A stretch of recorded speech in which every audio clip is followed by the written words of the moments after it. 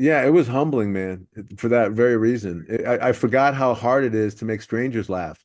And I forgot how nerve-wracking it is. I felt like I was going to puke. And I tell my coaching clients, to be fearless and to go up there and do it as much as you can. And I now I realize what I'm telling them to do is really brave. It's really hard, man. Greetings, everyone. Come on in and have a seat up front for the Funny Muscle Podcast. If you're here, then you're looking to learn how to create laughs like a pro. So please help me welcome to the stage your co-host to help you do that, economics professor and open micer Chris Stifler and comedian turned author Mike Lucas. All right, Mike Lucas, big week for you. You released your third book, Funny Muscle series book, and you did stand-up for the first time in 10 years. Which book are you happiest with? I love all three for different reasons. The first book I love because it's the methodology and I just really believe in it. The second book I love because it gives you a real practical game plan for practicing this methodology, and you get to see it multiple examples of how to begin to reverse engineer this stuff. And then the third book I love because our goal with the podcast is to help new comedians, and quite a bit of that third book is for that. It's just to help somebody to begin to think about how to put this into effect. The first book I love because it's the first one, so that there's a real beauty to that one. The second one I love because I didn't think I could follow that, and then I realized, oh, this is a real necessary addition. And then the third book I love because it it contains a lot of ideas I have that have been sitting in my craw forever, and I get to put them out there now, and just helpful tips and hints and all that stuff. So I don't know. It's like asking me which one of my children I like better, and it's like, well, I love them both for different reasons. But if you want to know the truth, no. And all I would hear is, "I heard that." The walls have ears, and when you have kids. But yeah, and then the set last night, I wrote out a email to my list that describes it. I described it as meh, the set. You haven't actually done stand-up for a decade. It was 10 years since the last time I got on stage, and it was obvious, man. It was well, here's how it happened. I got a job with the Dallas Comedy Club to teach their stand-up classes with them. And so I went in to sign the paperwork and to get my schedule for observing the classes first. And she said, "Oh, by the way, we have room tonight if you want to do a set." And I was like, "Oh, was not planning on that. Hadn't done one in 10 years. Sure." So I knew if I didn't say yes, there's no way that I would have said yes for any other set. Like it was too good of a situation. And it was a great crowd. There's maybe 50 or 60 people there. They were all laughing and having a good time. And I put an end to that. Well, here's how it went. It was one of those sets. Now I'm being very particular. So I did get laughs, but I also got silences. The laughs I got, I wasn't able to heighten them. I wasn't able to run with them. So there was no running Momentum. roll of laughter through the whole set. And that's how I judge a decent set. And a great set is when you have applause breaks and long laugh breaks. And I didn't have either of those. Well, I had an applause break when I was leaving. That was it. My Wow. the bit I do about thank you, good night, got a huge applause. Applause of the night. Thank you. Good night. I teach here, by the way. My classes start. Right? Like if anyone wants to learn to be meh, I can show you exactly how to do it. I don't mind. But It do you only think took that's a me, result of your expectations being too high? Like, yeah. I mean, you got like first time comics going to open mics. You got to realize that there's 12 people in the room and six of people are listening, but you're also the 20th comic of the night where people are exhausted. Like, Yeah, you got to that's I tamper was expectations. yeah, I was definitely expecting it to go better, and I expected me to remember everything smoothly like I just did a set last night. And I was the I'm gonna guess the 23rd comic on the lineup.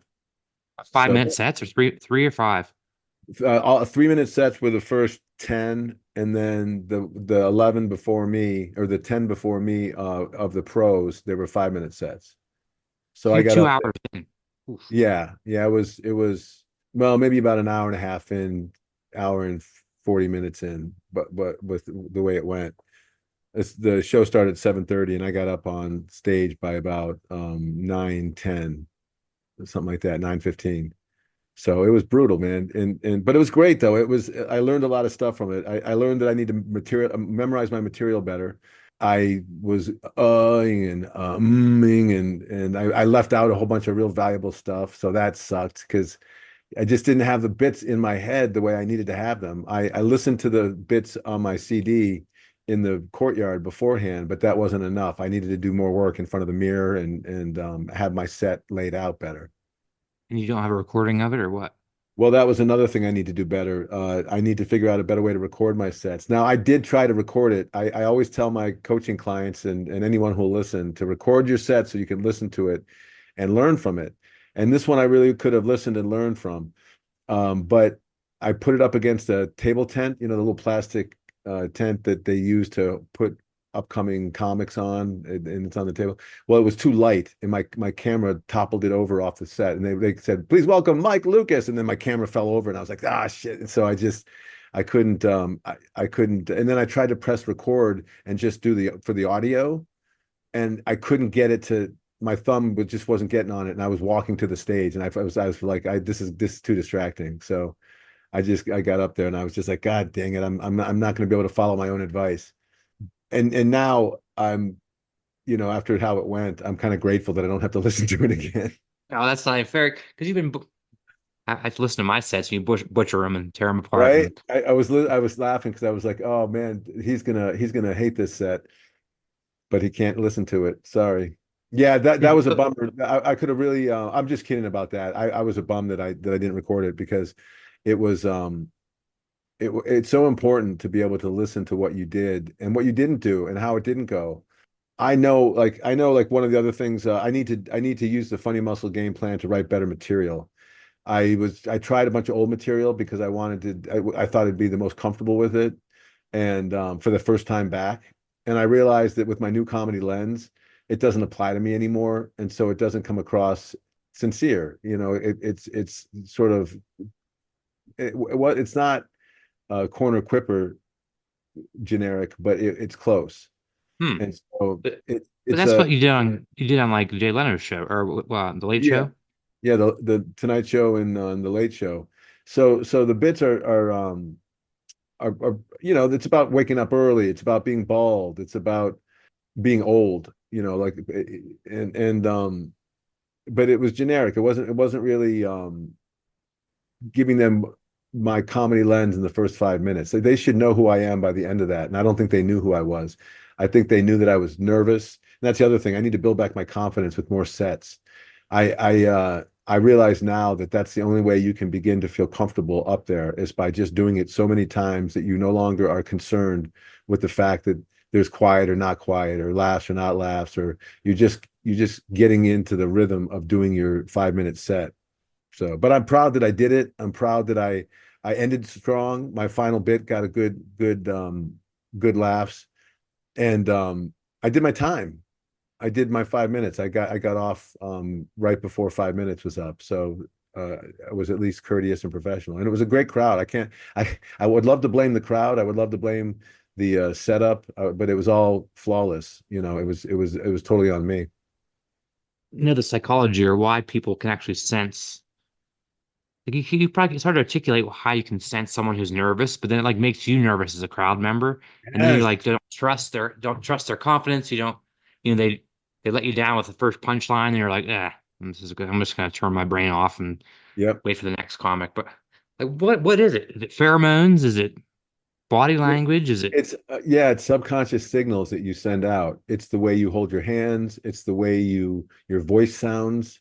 It's how you take the microphone. Well, I said they said next on the stage is Mike Lucas, and there was like a spattering of applause, and then they stopped while I was walking up. So I leaned into the microphone. I just said, "Please give it up one more time for Mike Lucas." And I thought that would be funny, and they just kind of stared at me, and they kind of like clapped, like, "What? Why do we?" And I was like, uh-oh, I'm in trouble. Right away, I'm like, I'm in trouble. But I thought that would be a confident thing. Did that set you back a little bit? Like, did it throw you off kilter then once you? No, not me, but I think it threw them off. I think they were like, "Why is this guy trying to make us clap for himself?" Like they didn't get my humor yet. That was I was being kind of ironic, busting their chops for not clapping, you know, very thoroughly for me. Knows you. Yeah. So yeah, it's like your advice in the book. It says like the character in the second season of the sitcom, it's easier to get laughs because you know he's going to be ironic. So like if you go Right. back next Wednesday and do that same thing, give it up for Mike Lugan. No, well, no, I don't know what I'll do. Like I think that I'm not going to go right back and do another set. I'm going to work on my 5 minutes that has my comedy lens in it, and I'm going to really do a better job at setting myself up with, 4 or 5 games to play, like heightens to do on the stage, and ones that really reflect my comedy lens because it's what I teach, and so I've got to do practice what I preach. So I'm going to really get up there and try to, in that first 5 minutes, I want them to know who I am. I want it to feel like the second season of a sitcom by the time I'm off the stage. You have two comedy CDs, so you have 2 hours worth of good material. You can't just do five. I guess that articulate why you just can't just do five or why you're doing a better five. You're not going to rely on your corner cripper stuff versus your. Well, because it's material that I created in my previous run as a comedian when I was a young man. This is before I was married, before I had kids, before I was in my late 50s. And the attitude and energy and concerns of that set are of a young man's. And I'm not a young man anymore. And that's another thing. I didn't factor in the fact that I'm 58. So I walk up on stage and everyone else there is in their 20s. So, Hmm. you know, there's no better high definition than being right in front of the guy under the lights. So I might have to address the fact that I'm older than the group. Call the room, say, you know, you're. Like I'm not an embarrassingly old guy. Like there was a really old guy there that had white hair and he was like suspenders and played the old guy part. So I wasn't like him, but I have to acknowledge the fact that I'm not like a young spry dude anymore. And that's the other thing I was thinking that when you're older on stage, you have a more of a responsibility to have your material reflect a bigger section of life. You've lived longer. You have more big picture knowledge. You have a wide more wisdom, hopefully, by living longer. So that should reflect in your act. When you're younger, you can get away with being flippant and being sarcastic and being all those things that young people want to be. But as you're older, the comedy should reflect a deeper understanding of the world. So could you like walk on stage and be like, okay, I got my old material here. Bay of Pigs invasion and Iran Contra scandal. What's with Who does Reagan? those? That guy is getting old, don't you think? Yeah, Aaron, yeah. That's how was a funny quip way of addressing the fact that everyone in front of you was 23 and is Gen Z and has never heard of MASH? yeah, yeah. And that's another thing I realized is the audience is young, and so they have heard a lot of stuff. They don't need to hear basic observations that have been made before. Like it's hard to get up early. Well, they know that. They've heard that a million times. It's not hard for me to get up early anymore. I'm an early riser. So it's not even truthful. So doing bits about how hard it is to wake up don't ring true because I'm a morning person now. So that's what my bit should be about. Is about a former sleeper inner is now a morning person. So why is that funny? Oh yeah, so now it's the bed's not seducing you. The bed's a 60-year-old prostitute that's not no longer attractive to you, or what's the flip side of? Where, Sonny? I want you in me. Oh, no, thanks. I've always spent way too much time in you. A lot of people have been. A lot of people. I'm not the first one to stick his feet inside your covers, as they say. That's interesting. So truth and comment. It's funny to see like the teacher become the pupil or become It the it was having to it do was what his humbling. pupils are doing. Yeah, it was humbling, man, for that very reason. I forgot how hard it is to make strangers laugh, and I forgot how nerve-wracking it is. I felt like I was going to puke, and I tell my coaching clients, to be fearless and to go up there and do it as much as you can. And I now I realize what I'm telling them to do is really brave. It's really hard, man. And it gave me a little bit more empathy with the people who are brand new at this, because I at least have 24 years of experience to draw on. So I'll get over this initial hump, this rusty hump, much quicker than most people will. But I don't know, because it's a brand new world. It's like waking up after a coma and then trying to be relevant. And it's like, oh, there's a lot of stuff that you know, I don't know about these kids. Do you think that audiences are different though? Like more discerning, more need of good premise, setup, punchline, or what? What is a comedy crowd from 1998 compared to what you saw yesterday? Just their life experience. It's a different, was it zeitgeist right now? Like the way of things that are out there now is different. The concerns that the society has, the things that are on society's mind, the uh, the things that have happened since I stopped doing stand up in 2014. There's a lot that's gone on there, and people are more cynical. People are more judgmental. People seem to be much more willing to participate in the show. Mm. And there's just a lot of things, and people, like, it's like Matthew McConaughey's line, they I can keep getting older, but they stay the same age, and the audience is, it's not like the audience is all full of 58-year-olds. So I'm just take over where I left off.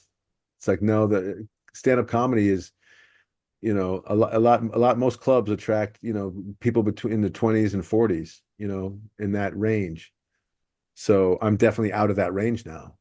And so does that mean you need to change your bits or just go do more nursing home crowds? I think I need to go do, entertain the elderly. And then they're like, well, who is this kid coming in here telling us The what's whippersnapper. so, oh, wait, he did a river dance bit. He's good. He's fine. So that's a Bay of Pigs, the Bay of Pigs 5 you've been working on. I tell you, Cuba is a problem, and this man knows it. Yeah, it's funny how hard it is to make strangers laugh. They really don't know who you are, and they don't really care because there's been 20 other comics before you, and they're just like over it, as far as this is some surprising, crazy form of entertainment that we're just not used to. They're like, oh no, we've seen this over and over and over again tonight. Not to mention how many times they've seen it on TV and how many times they've gone to other shows. So you have to give them something that pops, something that makes them go, "Oh my God, they made this so much fun. They took me to a world that I've never been to before, because he's the clumsy Aspie hole." And I know people like that, but I didn't realize how silly it was to be that way. Do you think that you'll change your teaching style or anything now that that experience and you're going through it again? And No, it's no, the this same advice reminds you've me. been telling me, right? You just need to apply your own advice. Absolutely. Yeah, I need to apply my own advice. It's the true of anything, teacher, teach thyself. And it's I don't know who said that, but I've heard that before. And it's really easy to be on the outside looking in and make observations as a coach to people and help them get better, but it's a whole different thing to put those into effect yourself. And but it's doable. I firmly believe in my methodology, and I know that I will rise to the top of this challenge, and I will figure out how to get a new 5 minutes. And once I break, because this is what really stopped me and made me write the books in the first place, was how do you sit there and write new material that's solid? How do you figure out how you are funny to strangers, and how do you do that over and over again? And how do you set yourself up for that by typewriting something during the day? And that's what I have to do now. What did three feelings once you walked off stage? What were they? Disappointment that I didn't Was kill. it? Yeah, that was the biggest one. A little But don't you embarrassment think your for, expectations were up here of headlining a really good comedy club, yeah, yeah. laughter? My expectations were very high. I thought I could. I didn't know. I was curious, but I expected it to go well. I always do. That's what a comic does. A comic every time is like a batter in the MLB. You go walk up there. It doesn't matter if you struck out the last time you were at bat. You go, this time I'm going to hit a home run, or I'm going to get on base. And so And then the second emotion would be I was a little bit embarrassed. I expected more from me, and I realized that Hmm. I didn't prepare myself enough for that experience. But I knew that I couldn't say no to it because then I would have regretted it, and I would have been afraid to do any set then. So there was a little bit of that, and then there was a little bit of pride that I did it, that I did my time, that I ended strong, that I had the guts to get up there and do it. And very few people have the guts to go up and do such a crazy thing. It's crazy, man. Having slept on a night, what do those three things the same feelings, or are you feeling better about it this morning? Um, I'm not embarrassed. I don't feel embarrassed anymore. I like thinking back on it. I get why it went the way it went, and it makes perfect sense. So, um, I'm. It's made me feel more determined.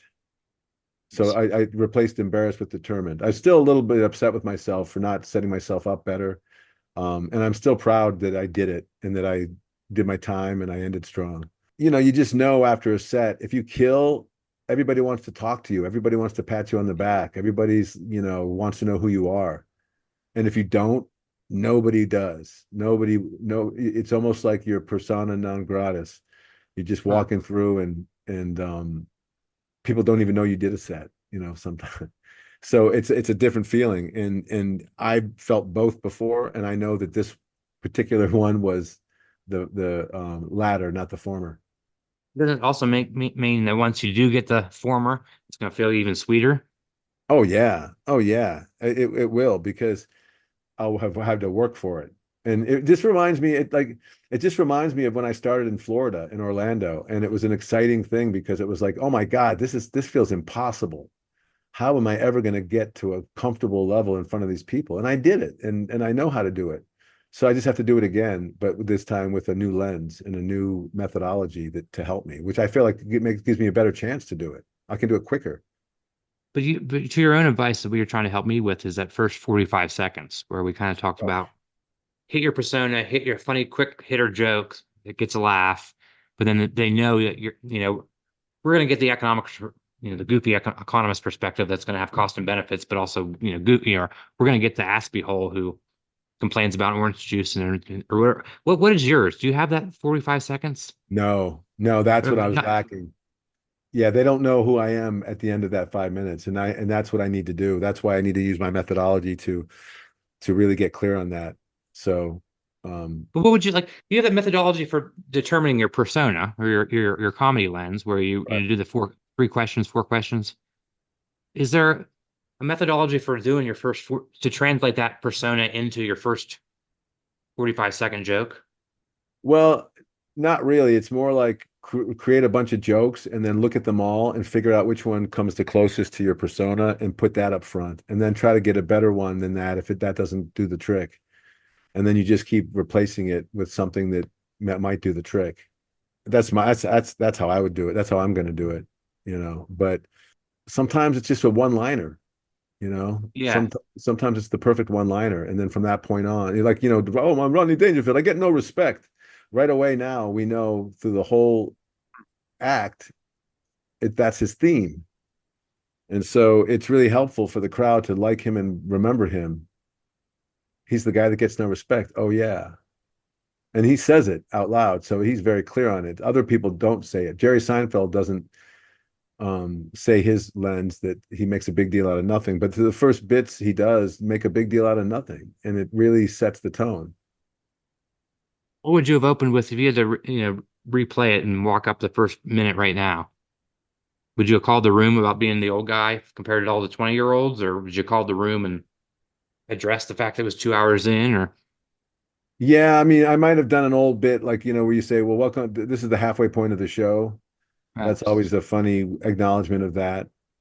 Management has asked me to let you know that this is the halfway point during the show, so thank you for your patience. But even that might be too presumptive, that like that you have that kind of relationship with the crowd. So you have to, I didn't have, that's the problem with not having done comedy for 10 years. I don't have anything to rely on, and no confidence from the last couple of nights, from the last couple of weeks, from the last couple of months, from the last couple of years, where I'm like, oh, this again. Here we go. I know how this goes. Because I've taken, I've taken a week off before, and it's scary to get back up there. I've taken never more than that, really. Really? In my 24 years of doing comedy. Yeah, I'd always do sets every week. Even like over Christmas or on Oh, vacation? especially holidays is when you make the big money. Yeah, when you get booked on Christmas, on New Year's Eve, that's where the clubs draw a big crowd. So they bring in better comics and they pay them more. Oh. Hmm. Most clubs. I have those clips if you want to look at those. Do we have a name for this breaking down funny muscle breakdown? Yeah, I'm glad you asked. It's going to be called Bit by Bit, and this is the time we can debut our jingle that I wrote. Breaking it down bit by bit. Identify the premise, misdirection, and wit. Master your craft, don't just slog. Analyze and practice, dissecting the frog. How do you pick these? How did I pick them? Yeah. I always watch comedy clips and on YouTube Shorts and sometimes it shows TikTok and Facebook Reels, and I pick the ones that I think are funny, and then I Then you figure, actively like dissect them or like yeah, basically ask yourself exactly. why they're funny. Yeah, exactly. Like this first one is Gary Gulman. Gary Gulman's one of my favorite guys. He's a Jewish comedian. He talks a lot about being Jewish, and he's really tall and athletic. And so he's kind of like and he used to be very poor. He grew up very poor. So he's like the formerly poor athletic Jew kind of lens. I don't know his lens personally, but that's how it comes across. And so this is a bit he talks about selling candy by the door of the grocery store. So here's his premise. They sell candy at the front of the grocery store in gumball machines, okay? So that's his premise. They sell candy at the grocery store in gumball machines, okay? Those nasty, nasty gumball machines. They probably haven't rotated the stock in 35 years. They're nasty, nasty. That's the setup. And he doesn't really get a big laugh at this because he doesn't really surprise us with his heighten. He's saying they're nasty, and here's how but then he's going to heighten how nasty are these things. So the thing about Gary Gulman is he throws out a premise and a setup, and then he gives you a punchline. They haven't rotated the stock in 35 years. So that's a funny thing, but how nasty are these things? And he's gonna heighten it even more. So his first heighten is they don't rotate their stock. Funny, cute. He could move on from there, but he doesn't. He keeps heightening. They sell the same candy inside the grocery store in a box, hermetically sealed, free of all disease, fresher, and at a lower unit price. So now what's he doing? A contrast. Oh yeah. Okay. They Yeah. sell it like this in the gumball machine. It's filthy, dirty, and they sell it like this in the store. It's fresh and clean, hermetically sealed, and at a lower unit price. The thing about Gary Gulman does is he does a lot of funny specifics. He has a funny way of phrasing things, and the phrases he uses, and they sell it cheaper is one way to say it, and at a lower unit price is a very funny specific. So there's another heighten. The candy at the front of the store. But schmuck that I am, if I have a quarter and they have candy out there, I'm like, no, forget about you, freshness. So there's a good forget about you, freshness. And there he brings his Jewishness in it, where he calls himself a schmuck. So that keeps his lens fresh. I want my Mike and Ikes to tumble down a spout. A disgusting, filthy spout that a dozen 6-year-olds have shoved their measle-covered hands, their hepatitis C encrusted fingernails, trying to scrape free Mikes and or Ikes off the side. So right there, funny. It's heighten. Mike's and or Ike's, funny specifics again, and the funny phraseology, to go from Mike and Ike's to Mike and or Ike's is, and then to heighten it that these are diseased kids touching where where you prefer to get your candy. Yes. If I'm going to eat Mike and Ike's, I want to eat my Mike and Ike's the same way a petting zoo llama would eat his Mike and Ike's. Again, another contrast. If I'm going to eat Mike and Ike's, I want to eat it. I'm going to eat it the same way as a petting zoo llama, meaning with dirty, filthy kids' hands handing you their food. So funny bit, man. And again, all these bits that we watch, you can see how everybody uses these multiple heightening devices, and they just combine them together. And Gary Gulman is great at exaggeration and funny specifics, contrasts. What's the heart of the joke? The heart of the joke is it's stupid that I'm buying dirty candy when I can actually get it cheaper in the same store. It's yeah. And then the question is, how filthy is this candy? It's so filthy that you might as well, your diseased kids are touching it. It's like feeding it like the same way that llamas are fed at a petting zoo. So he's really talking about how dirty is this candy versus the stuff in the store. His stuff is so developed. Or like decorated, like he hangs more tinsel and a couple more like ornaments on that bit. Like even like the Mike or Ike's, you can see it's not really a joke, but it gets a chuckle because it's like an extra sprinkle on top.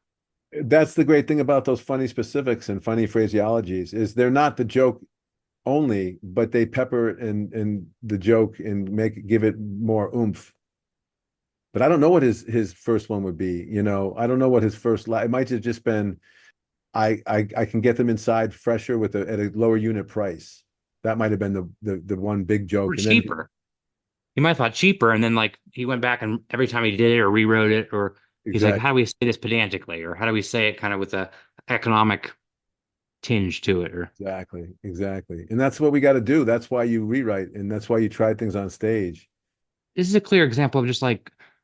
This probably started as an idea he just jotted down in his notebook, probably throughout the day. Probably when he was getting to the grocery store and he took a quarter out and bought one of those things. I was like, what am I doing? Ew.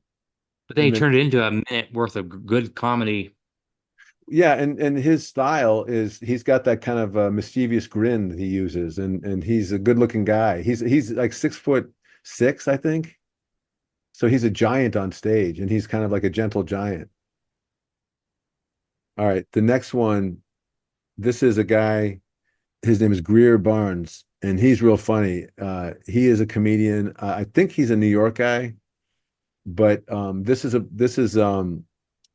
he talks about watching a show about the plight of the bees, and he heightens that. Well, we start watching this piece on National Geographic talking about the plight of the bees, and my boy is like, we gotta save the bees. So now I've watched a show on National Geographic about saving the bees. That's his premise. And my boy is like, and I don't know, I haven't seen the whole bit, so I don't know if his boy is the guy he's watching it with, or if he's talking about the host of the show, meaning the man who's, and so it's kind of like how Save the Bees is this guy. He's one of those stoners that's, passionate about far left issues. We got to save the bees, man. So that could be the whole joke if he wanted to, but that would be an amateur approach to that topic. He's got so much more to say about it. His lens is he does a lot of racial stuff. So his lens is I don't know what the exact lens is. I haven't seen enough of his stuff to know, but he takes a racial approach to this topic. So we'll see how he does that. Then the narrator goes on to say, the European bee is a much more kinder, gentler bee, as opposed to the Africanized bee, which is a much more aggressive, hostile bee.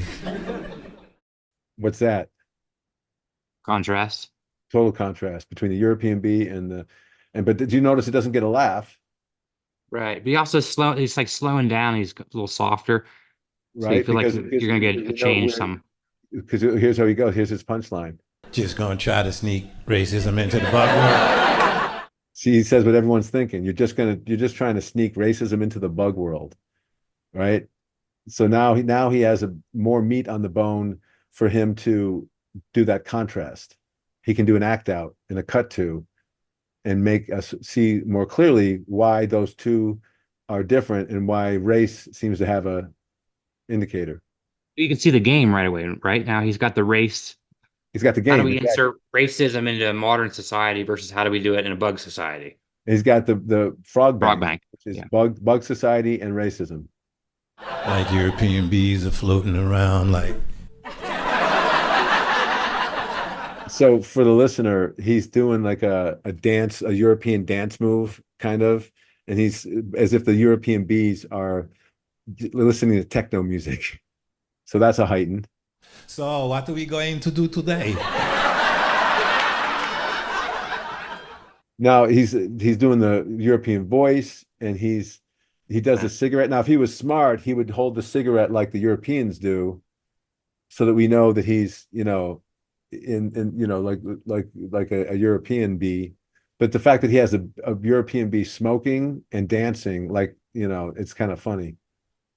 He's getting a visual laugh on top of the verbal laugh. And then here's how we know it's a European bee.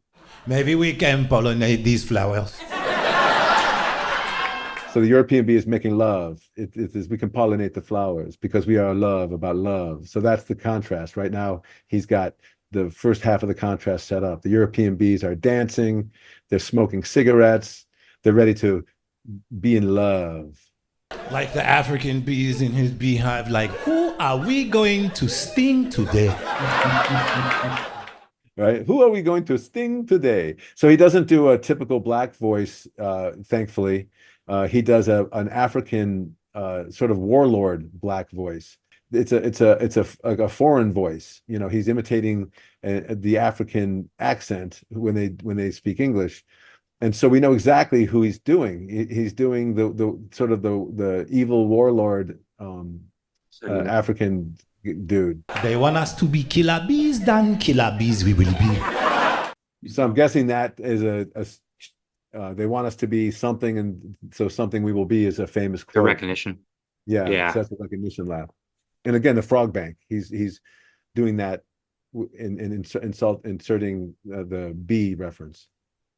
So I love this bit. I think Greer is really funny, and I like how low key he is. And then when he does act outs, he creates energy, and then he goes back to being low key. That's Yeah, a dance that he's doing. It's really, really effective. Because once he starts talking about inserting racism into he really slowed it down. Like he almost wanted to lean in, like, huh? Yeah, like, and then Right? He gets you. He's enticing you. It's like he's got a fishing rod in a line, and he's pulling you in. yeah, that's a good one. That's a really good frog bank. Obvious frog bank because it's literally insect and racism. Yeah, and these frog banks are not as easy as they look, but then he does a real good job of it. And it's real simple. The European bee does this, the Africanized bee does that. And because he's a black man, he can do the African voice without it being offensive. I don't know that I could do that voice. Maybe, because it's not, I don't know though. I would probably maybe ask one of my black friends if that was offensive before I did it, because I wouldn't want to be, I'm a white guy. So it's tough to, when you make fun of anything that's of a different color. Would there be a bad way to do that? Like he did have premise, he has set up, but the meat of it was the act out, the frog bank. And so I guess, is there a bad way to do, like, what way wouldn't have been as good if he just said, let's consider if bees were racist? Well, yeah, he sets it up. He gets into it slowly. If he just, if bees were racist, then, what's the fun is that? We don't get to see how he arrived at that, because you could say that about, what if foxes are racist? What if horses are racist? And then you could play that game, but he's got a way cleverer way to introduce that frog bank. Yeah, that's the one like we talked about with like, what if the guy from Breaking Bad was in the Civil War? Like you can just ask that question, but it's like, why are we just asking that question? Like, right. There has to be a reason. Yeah, clever way of getting to that. And what's the reason? The reason is because he's heightening something. What's he heightening? He's heightening the fact that they're using racism to demonstrate the difference in bees. Now, that not really. I'm sure that the National Geographic special had nothing to do with racism, but because his lens is keen, Greer Barnes is able to accuse them of that in a funny way, and we love it. Okay, so this one is Steve Hofstetter, and he's typically a guy. He does a lot of crowd work. He's kind of controversial. I don't know his lens. I can't put a pinpoint on. Maybe you can help me figure out this one. Do I have any parents in the crowd? No? For the parents here, I want to make sure you know this. You're not special. For the parents, so that's his premise is there any parents in the crowd? Yes, I want the parents in the crowd. So the premise is parents, being parents. I want the setup is I want the parents in the crowd to know, and typically a comic would be, we really appreciate what you do for us. It's a lot harder job than you really think. And what he does is he takes a positive and turns it into a negative, right? Or yeah, takes the norm and flips it, right? Yeah, you're not special. So let's see how he creates, how he supports that theory or thesis. And I'm tired of your garbage. Because parents walk around like having a kid makes you special. And that's not true. Raising a good kid, that makes you special. Just having one, raccoons do that constantly. Again, what is that? It's like, is that a metaphor or a simile? Like raccoons? That could be, it could be a simile or a contrast. Yeah. But probably a simile, or a metaphor. Yeah. Also good visual too. Like you can see the grubby little, mask of a raccoon. I have some in my storm drain that come out every night. And I watch them. I can picture those little grubby little things. It takes more effort to order a pizza than it does to have a child. Okay, so that's a setup. He's still talking about parenting, and he says it takes more effort to order a pizza than it does as a child. And everyone right now is trying to figure out where he's going with this. Yeah, that's one of those like premise intrigues. You're like, how is he going to prove this? It's an open loop. Yeah, no one's ever ordered a pizza by accident. Notice how long he waits. He could He's have. kind of dry. His dry, kind of like smug charm a little bit adds to this bit. Yeah.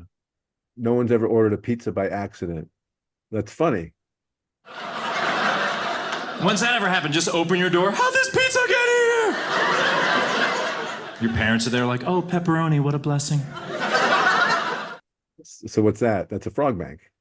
He's applying what you're saying in the delivery room or what you're. Yeah, pizza's delivered, a baby delivered, and so there's the commonality between the two, and he's so fun heighten there. Okay, and this is Ronnie Chieng. How would you say that? Cheng. This bit is he answers the question about packaging, which is how much packaging is there. So he heightens that. And he also heightens how fast do I want my Amazon packages to get to me? So let's see how he goes about doing that. So much stuff, so much packaging. Oh my God, the packaging in America. So how much packaging is there? He's saying there's so much stuff, so much packaging. He doesn't really set us up for misdirection right here. He's just saying there's a lot of packaging here in America. So he's going to start heightening how much packaging is there. Everything is triple bagged. You think here's triple bagged? Right, you order anything to eat at any restaurant, they give you 50 napkins. You throw away 80. Yeah, in America, you throw away more napkins than you took.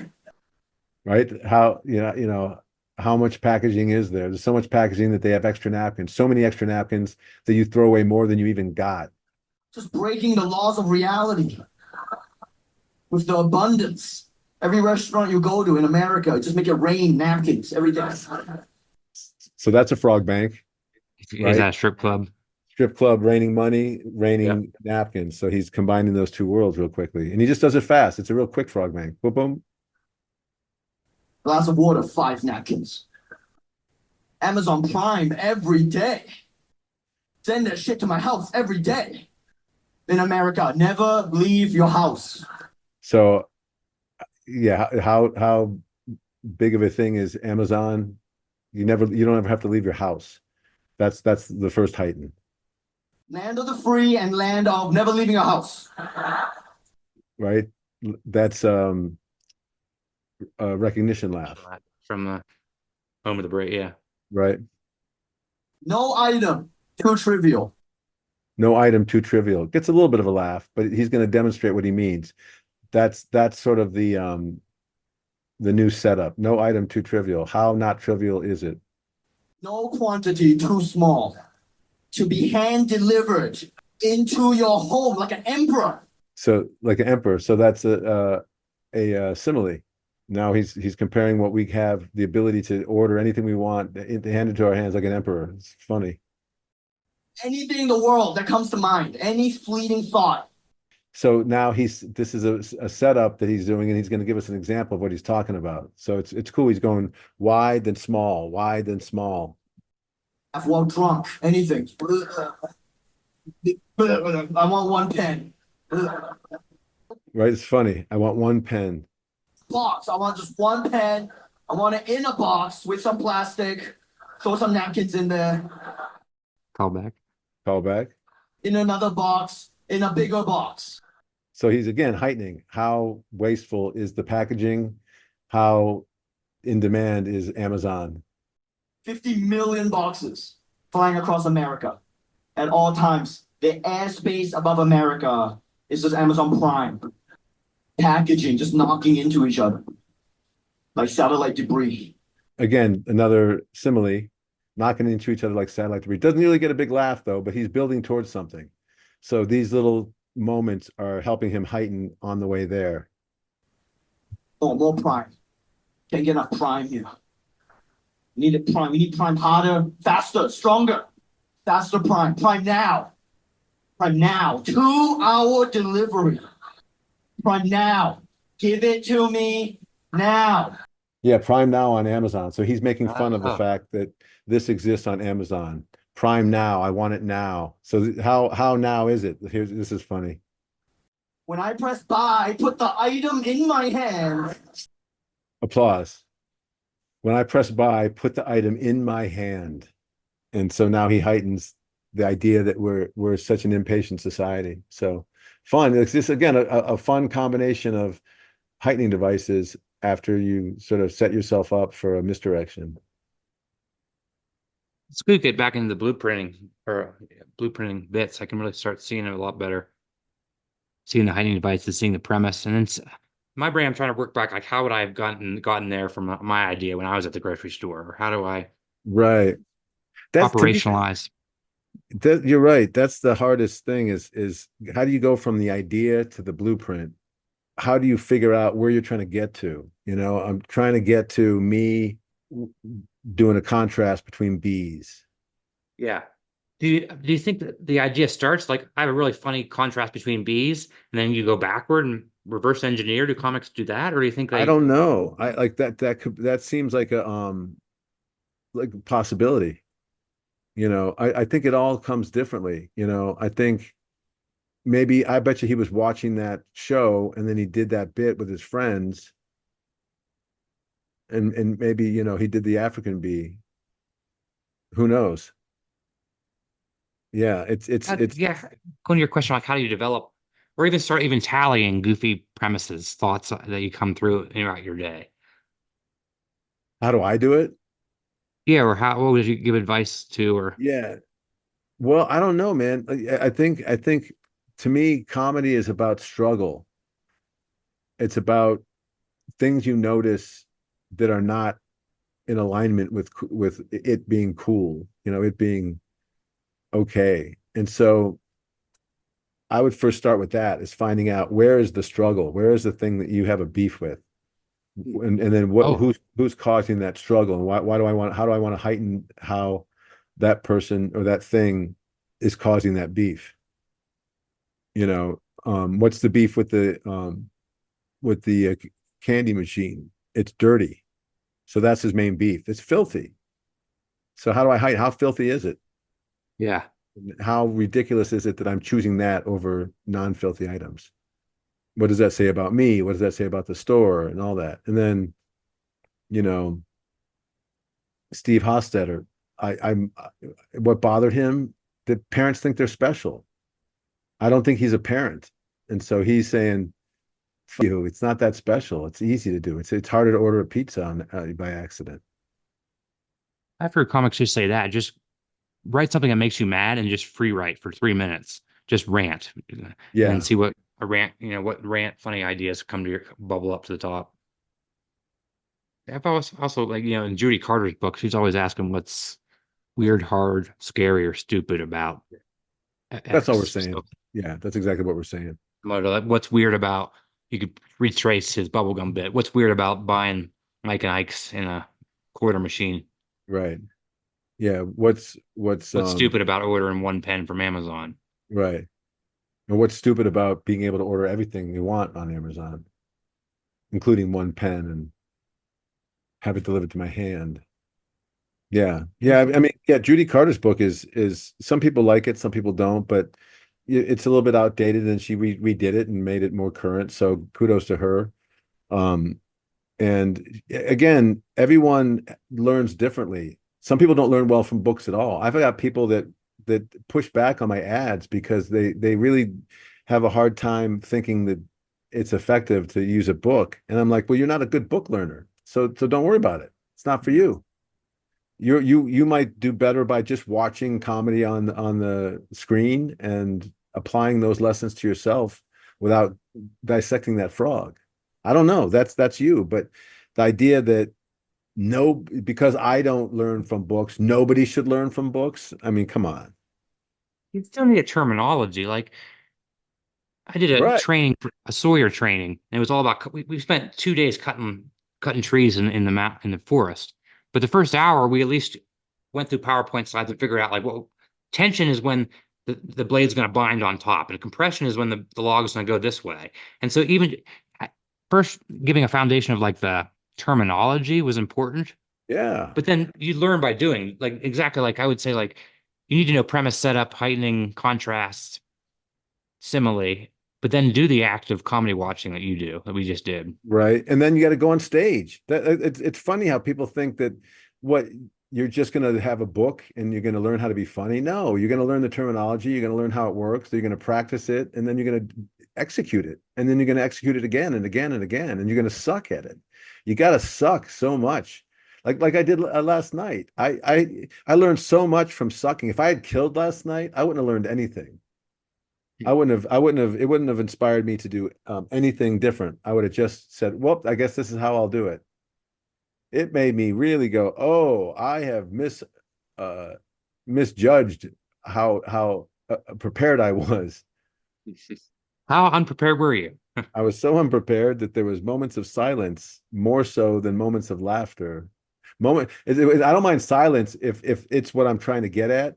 It's when I'm trying to get a laugh and there's silence, that's when it's awkward. But that still goes back to I like your active listening to comedy. Whereas if you're gonna like mindlessly waste time on social media looking through TikTok reels, like do what you do is you email yourself, right? And then you go back and Yeah. basically diagram. You're like diagramming sentences in seventh grade literature class, but you're doing Yeah, it for but I comedy. geek out on this stuff. I geek out on it. I love it. I love seeing how people's brains work and how they put together a bit. So, but I think that you got to do all of that stuff, and more. Figure out your own ways that it works.